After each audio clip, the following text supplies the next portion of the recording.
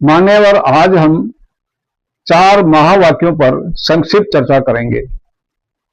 कहा जाता है कि वेदांत का निष्कर्ष इन 4 महावाक्यों में सिमट गया है। महावाक्य इतने छोटे हैं कि 2-1 शब्दों में ही समा गए हैं, ताकि ये ब्रह्म वाक्य बन सके और आसानी से याद भी रखे जा सके। इन महावाक्यों के माध्यम से ही सार्वभौमिक संदेश देने के प्रयास किए गए हैं।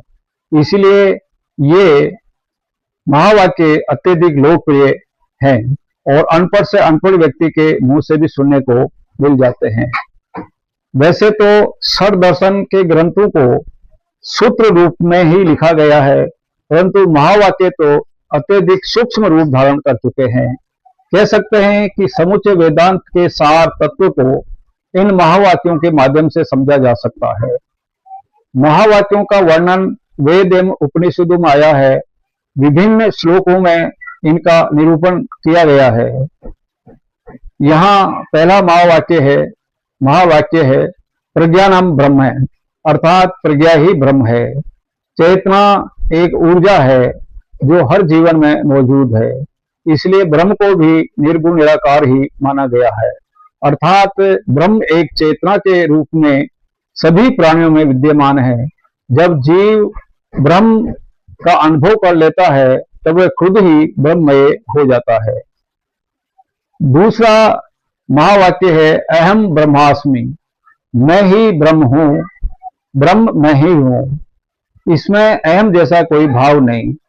जब आत्म तत्व ब्रह्म में लीन हो जाता है तब ये भाव स्वतः ही विलीन हो जाता है, अर्थात अहम ब्रह्म का ही प्रतीक है।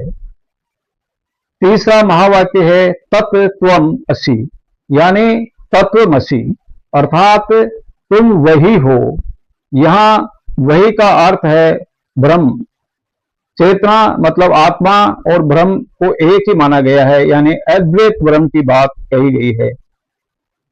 कहते हैं कि जब यहाँ कुछ नहीं था तब भी ब्रह्म यहाँ विद्यमान था। चौथा महावाक्य है अयम आत्मा ब्रह्म, यानी अयम आत्मा ब्रह्म, अर्थात ये आत्मा ही ब्रह्म है। जगत की चेतना को ही ब्रह्म कहा गया है, जो स्वयं प्रकाशित है।